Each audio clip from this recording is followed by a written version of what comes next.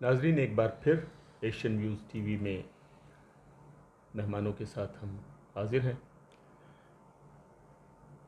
वकील साहब, बात हो रही थी वक्फे से पहले, हमारी बात आप फरमा रहे थे बरे सग़ीर में ब्रिटिश लॉ, उसके ऊपर बात हो रही थी।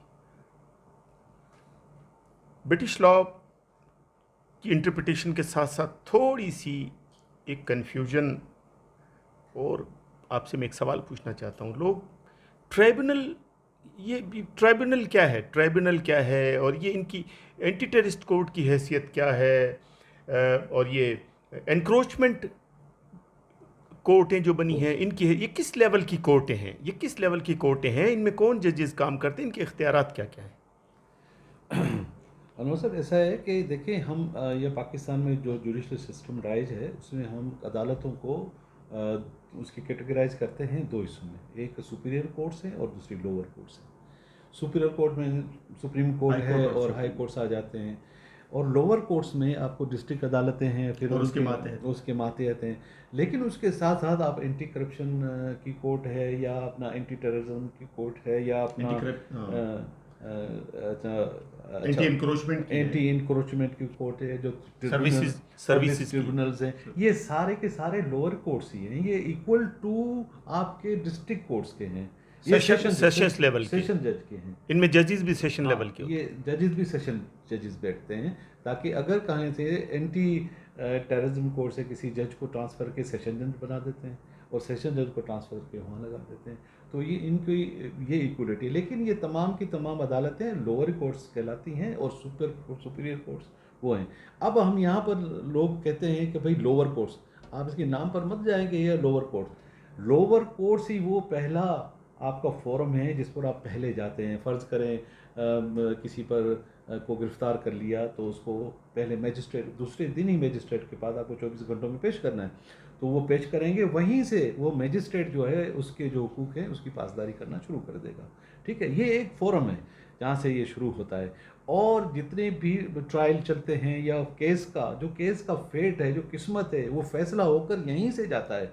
आगे तो लॉ की इंटरप्रिटेशन होती है, आगे तो जाके अपील होती है, वो देखेंगे, अपील में देखेंगे चला है नहीं चला है, लॉ का सही इस्तेमाल किया नहीं किया, तो वो चीज़ होती है। बाकी जितना भी केस है वो लोअर कोर्ट्स में डिसाइड होके चला जाता है। तो इसकी अहमियत जो है वो बड़ी अहमियत है। आपका मतलब ये है कि असल केस जो है उसका नतीजा यहाँ निकलता है, और वो अपीलेट कोर्ट है। जी, अपीलेट कोर्ट है। जी। अच्छा, वहाँ पर मुकदमा दोबारा नहीं चलता है, जो चीज़ें ओवरसाइट हो गई हैं उनको डिस्कस किया उनको जाता देखा जाता है, उनको अनहर्ड रह गई। ट्रायल मतलब इसी में चला, बिल्कुल इसमें ट्रायल चला है, तो उसी ट्रायल को एग्जामिन किया जाता है कि ये ट्रायल जो है कोई चीज़ अनहर्ड ना रह गई है। अच्छा, उसमें जो फ्लॉज निकालते हैं कि इसको जो मैजिस्ट्रेट ने इसको कंसीडर नहीं किया, इसको छोड़ गए, ये लॉ इन्होंने किया है, या मैजिस्ट्रेट का जो उन्होंने वर्डिक्ट दी है उसमें ये चीज़ें नहीं की, ये लॉ में नहीं आती हैं। इस तरह की चीज़ें हैं वो जो वहाँ पर फिर अपीलेट कोर्ट में उसको जाके उसको मैं शाह साहब एक मारूफ तज्जिया निगार तो अपनी जगह पर, लेकिन शाह साहब दरसो तदरीस से भी वाबस्ता रहें, पढ़ाते रहें मुख्तलिफ़ सब्जेक्ट, खुसूसन इनका हिस्ट्री और इंग्लिश इनका सब्जेक्ट था, सहाफ़त से भी वाबस्ता हैं। शाह साहब, ये जो इतनी बात हो रही है, इसमें आप जो हम एक सतही तौर पर एक सुपरफिशली एक थोड़ा सा तज्जिया ये करें कि आप क्या समझते हैं कि हमारे मुआशरे में जो क्रिमिनल जो मुकदमात हैं, फौजदारी मुकदमात हैं, उनमें ज़्यादा हर्डल्स हैं, या जो दीवानी मुकदमात हैं, विरासत के मुकदमात हैं, उनमें हर्डल ज़्यादा है हमारी सोसाइटी के हिसाब से? ज़रा बताएं। सिविल साइड ज़्यादा है, क्योंकि हम वैसे ही नेचर के एतबार से, यानी जो भी बादशाहत के ज़ेर असर रहे होंगे लोग, तो वो खुद भी ग्रुप सुन के इसी तरीके की ब्रादरीज़म बहुत ज़्यादा ताकतवर होगा, इलाकाईज़म बड़ा ताकतवर होगा। वहाँ पर जो आपके सिविल डिस्प्यूट्स हैं वो जायदाद के मसाइल, लेती देती के मसाइल, तो उसके अंदर आप देखें आज भी अच्छे मुआशरों में कम्युनिटी पुलिसिंग क्यों दे दी है? कि लोग लोगों को जानने वाला ही फैसले करें। अगर एक जज को पता हो कि मैं इस यूसी में जज लग गया हूँ और यूसी में कौन कौन से लोग अच्छे हैं और कौन कौन से ख़राब हैं, तो उसको फैसला करने के अंदर अपने जहन की एप्लीकेशन आसान होगी, क्योंकि वो हिस्ट्री से वाकिफ़ है। जज का केस की हिस्ट्री से वाकिफ़ होना लाजमी है। बुनियादी वजह तो ये है कि हम लिटिगेटरी कौम हैं। लोग कहते हैं कि मुकदमाबाजी के बड़े शौकीन हैं, हालांकि वही मसला आप जो यानी बड़ी बदकिस्मती है कि हमारे पास ट्राइबल सिस्टम पैरेलल चल रहा है आज तक। रीजंस क्या है कि जो सब्स्टिट्यूशन दिया गया, जो मौजूदा पीपीसी हमारी या जो इंग्लिश लॉज, सिविल लॉज, जी हाँ, अशरफ साहब ने जो बताया कि वो कमा हक़ काम नहीं कर रहे हैं कि वो उसको रिप्लेस कर जाएं। यानी फौरन 2 महीने में या 1.5 महीने में वो फैसला दे देते हैं। बाबा एकड़ी गट जानी, एक लोग इकट्ठे हुए, दूसरी हुई, तीसरी के अंदर फैसला हो जाता है। लेकिन हमारे पास जो तवालत होती है सिविल मैटर्स के अंदर, अभी भी लोग कहते हैं कि जी 25-25 लाख तक केस पहुंच चुके हैं। यानी जो 24 लाख, 22 लाख, 20 लाख पर होंगे, वो तो ये उम्मीद ही ख़त्म कर दें कि हमारा ज़िंदगी में कोई ये मसला हल होगा। तो बेसिक मैं समझता हूँ कि प्रॉब्लम सिविल साइड पे ज़्यादा है। इसको मजबूत किया जाए, इसको 24 आवर्स आप जजेस की शिफ्टिंग कर दें, लेकिन वो वर्केबल होना चाहिए। कोर्ट्स वैसे तो जब बड़े फैसले करने होते हैं तो कहते हैं कि हम रात को भी हाजिर हैं, लेकिन एक आम जिसके लिए ये सोसाइटी वजूद में आई, एक आम आदमी, मेहनत कश आदमी, जिसको परेशान किया जाता है, अगर उसको कोई इंसाफ नहीं मिल रहा तो फिर ऐसे माशरे तरक्की नहीं कर पाते। वकील साहब, शाह साहब के खदशात के नतीजे में मेरे जहन में एक सवाल आया। एक सवाल तो यह आया है कि अननेसेसरली लिटिगेशन, गैर ज़रूरी मुकदमात का सद्देबाब किस तरीके से किया जा सकता है? ये तो अचानक इनकी बातों के नतीजे में मेरे जहन में सवाल आया। बहुत अच्छा सवाल अगर आया है तो बहुत। और दूसरा एक और सवाल इसी से रिलेटेड वो ये है कि अदलिया के मसाइल, लोअर जुडिशरी के मसाइल क्या हैं, उनके वकला के मसाइल क्या हैं, लिटिगेंट्स के मसाइल क्या हैं।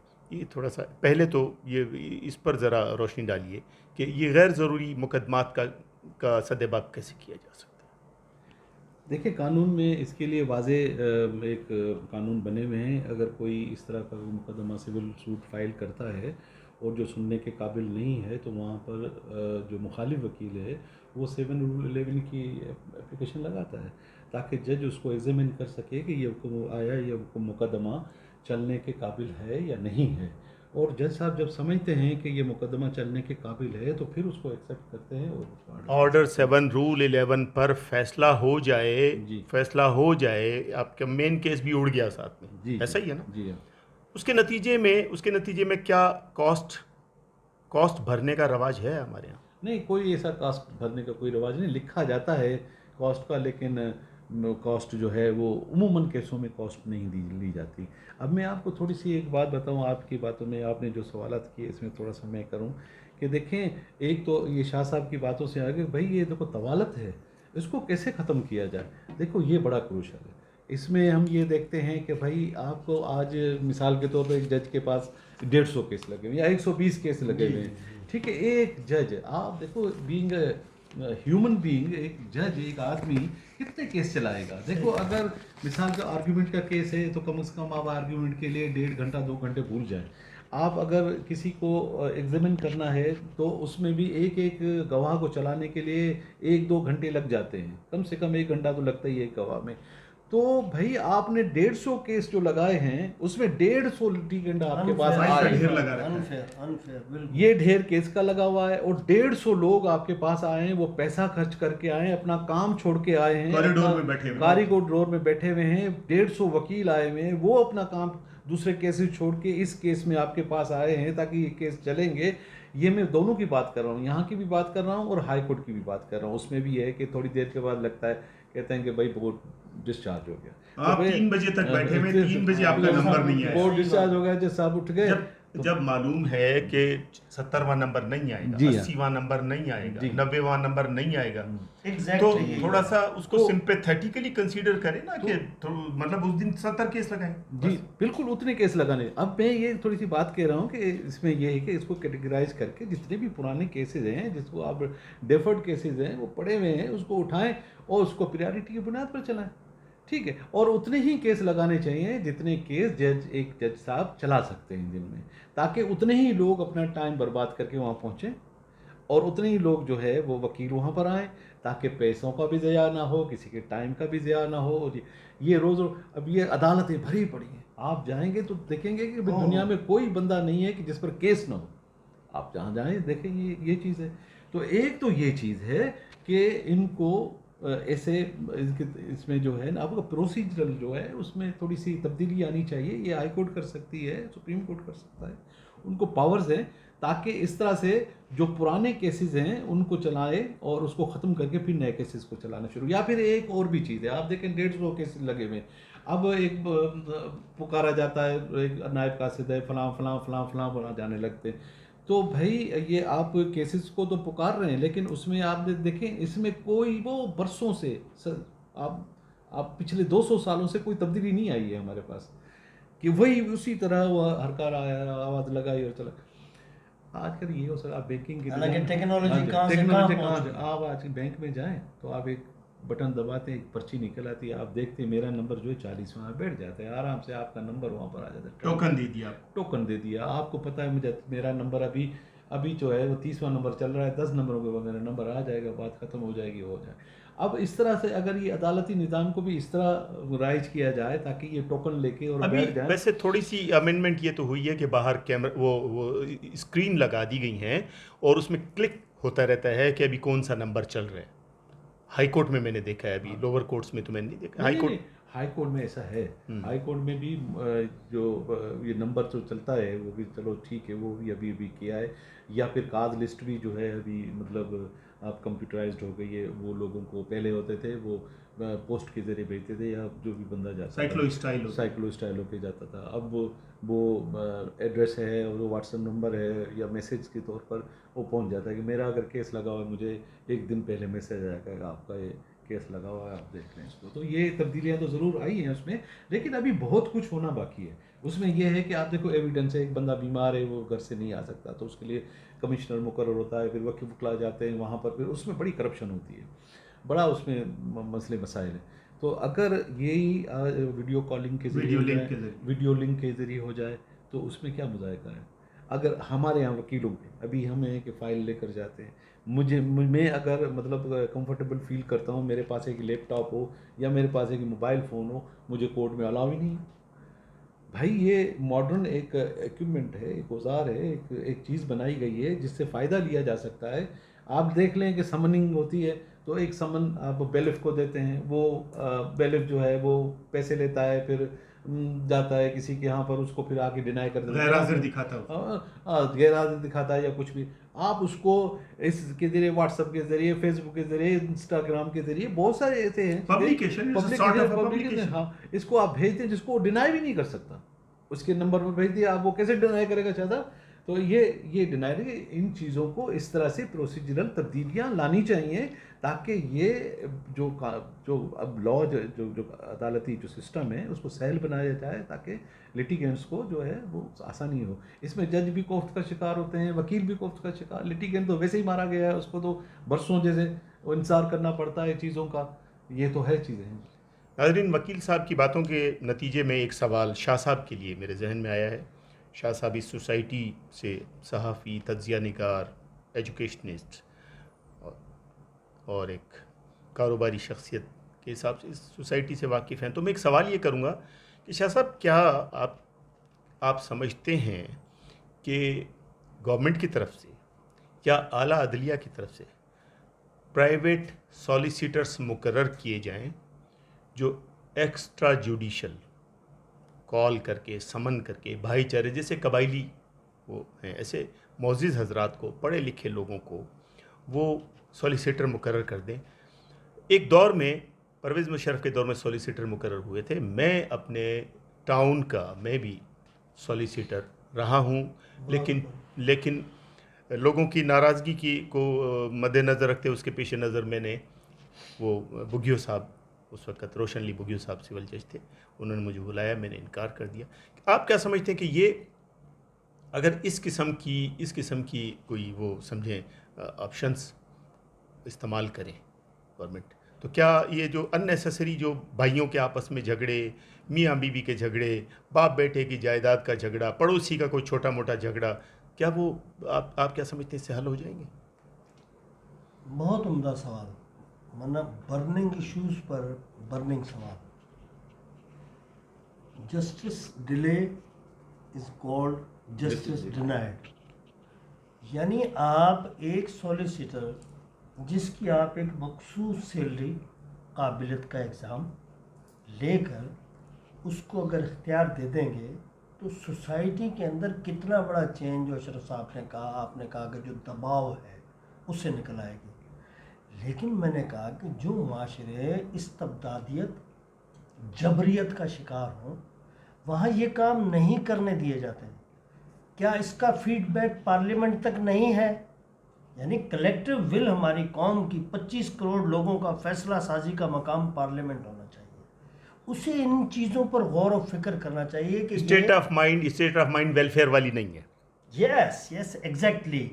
तो मुझे कहता हूँ कि अगर आप कोई भी नया इनिशिएटिव उठाते हैं तो उसके अंदर उसके नताइज चाहे कितने भी बेहतरीन आपके जहन ने अखज़ किए हुए हों, उसकी रुकावट की जाएगी। तो ये हमारे माशरे की सबसे बड़ी तबाही का वजह है। आज अगर जिस जानिब, क्योंकि मैं इसको बार बार गुफ्तगू करके रिपीट नहीं करना चाहता, बात था, मैसेज हमारा नाज़रीन तक पहुंच गया कि लॉ निकला है आपका कस्टम और ट्रेडिशन से। तो जो प्रॉब्लम पहले थे वो थोड़े से मुख्तलिफ अशकाल के साथ आज भी वही होंगे। तो ये तो हमें बहुत पहले उठा लेने चाहिए थे कदम। तो आज ये सुपीरियर के अंदर कह रहे हैं कि 45 लाख से भी ज़्यादा केस चले गए, तो नीचे फिर क्या हाल होगा लाखों में? तो ये तो लोगों को आप परेशान कर रहे हैं, जस्टिस डिले कर रहे हैं, दैट मीन्स जस्टिस डिनाइड।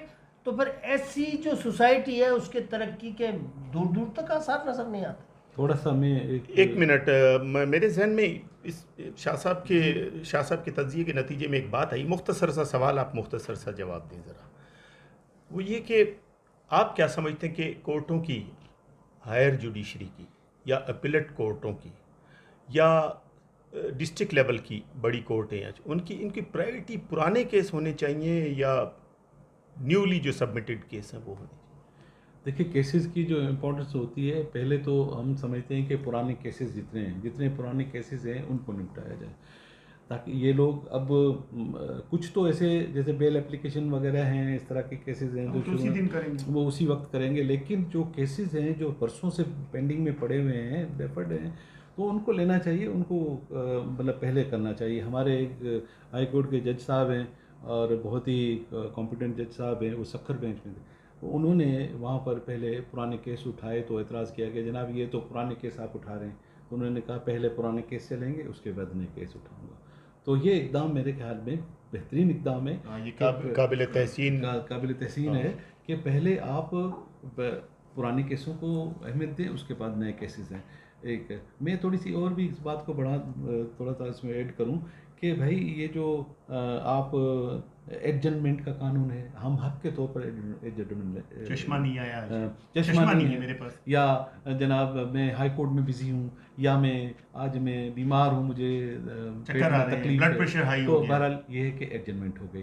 कभी जज साहब जो है छुट्टी पर हैं, कभी वकील साहब नहीं है, कभी लिटिगेंट में सामने वाली पार्टी नहीं आई है, गवाह जो जिनको आना है वो नहीं आए हैं, या क्रिमिनल में पुलिस को गवाह लाने वो नहीं लाई है, या बहुत सारे ऐसे मसले, केस प्रॉपर्टी नहीं आई तो केस नहीं चलेगा। अब जो अंदर जेल में साल से सड़ रहा है उसका इससे क्या ताल्लुक है? अब 15 दिन के लिए फिर आगे चला गया। अब उनके दिल पर क्या गुजरती होगी कि एक अगर फर्ज करें बेगुनाह जेल में पड़ा हुआ है, उसको किस चीज़ की सज़ा मिल रही है। तो इसके लिए एक कोड बनाना चाहिए, कानून बनाना चाहिए। देखो मैं वेस्ट की थोड़ी सी मिसाल दूंगा शाह साहब, कि वहाँ पर आप जो है ना एडजमेंट नहीं ले सकते।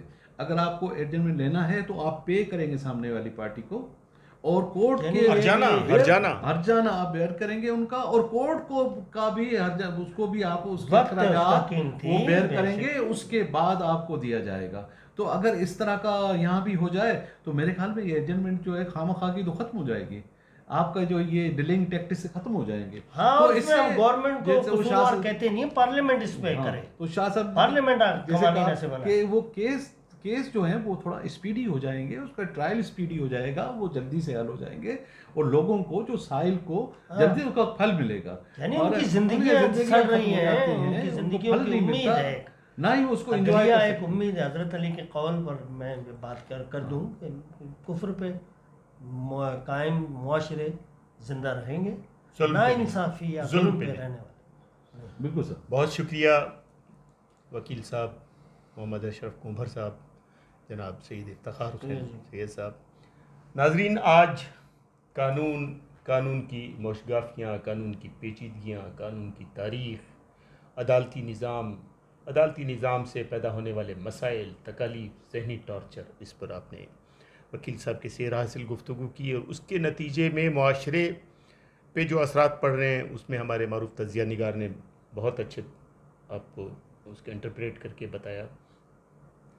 हमारा ये प्रोग्राम खुसूसन मुआशरे के उन दर्दमंद लोगों को ज़रूर देखना चाहिए, वकला को, जजेस को, और वो लोग जो इसके शिकार हैं उनको देखना चाहिए। और मैं आला इख्तियारी जो मुक़्तदर अदारे हैं उनसे इस प्रोग्राम के तवस्सुत से हमारी अपील होगी हम सब की कि इसमें हमारी जो नाकस राय है, हम लोगों ने जो बातें की हैं उनको सिंपैथेटिकली कंसिडर किया जाए।